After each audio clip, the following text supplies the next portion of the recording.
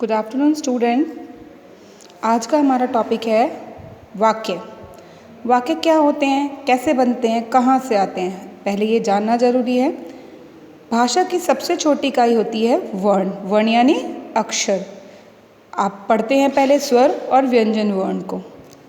वर्णों का सार्थक मेल, सार्थक से अर्थात मतलब होता है जिसका एक सही अर्थ हो। वर्णों का सार्थक मेल शब्द बनाता है। जैसे कै ले मैं कलम हो सकता है, लेकिन मैं कै ले कुछ भी नहीं होता। अर्थात वर्णों का सही मेल, सार्थक मेल जिसका अर्थ हो, शब्द कहलाता है। शब्दों का सार्थक मेल वाक्य बनाता है। जैसे अगर हमें किसी को कुछ कहना हो, किसी का नाम पूछना हो, तो हम क्या पूछेंगे? आपका नाम क्या है? ऐसे थोड़ी पूछेंगे क्या नाम है आपका, आपका क्या नाम है, क्या, ऐसे करके कुछ वर्ड्स कुछ भी आप आगे पीछे नहीं जोड़ सकते। तरीके से पूछेंगे आपका क्या नाम है, तो वो बनता है वाक्य। सही शब्दों के मेल से बनता है वाक्य, अर्थात शब्दों का सही स्थान पर होना भी आवश्यक होता है। वाक्य के दो अंग होते हैं, उद्देश्य और विधेय। उद्देश्य, वाक्य जिसके लिए कहा जाए उसे उद्देश्य कहते हैं,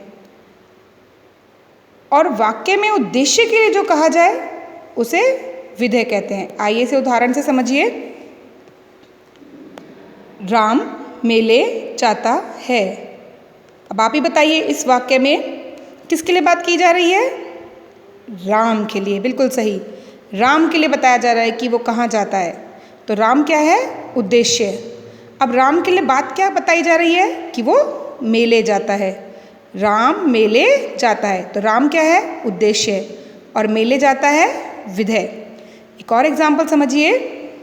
ऐसा नहीं आप कह सकते कि वाक्य का पहला अक्षर जो होता है वो ही उद्देश्य होता है।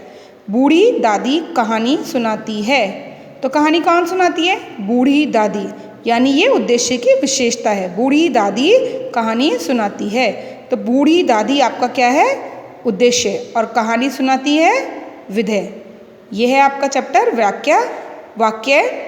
और वाक्य में आप फिर से समझ लीजिए, वर्णों का सार्थक मेल शब्द, शब्द का सार्थक मेल वाक्य होता है। वाक्य के अंग होते हैं दो, उद्देश्य विधेय। जिसके लिए वाक्य कहा जाए वो उद्देश्य, और वाक्य में उद्देश्य के लिए जो कहा जाए वो विधेय।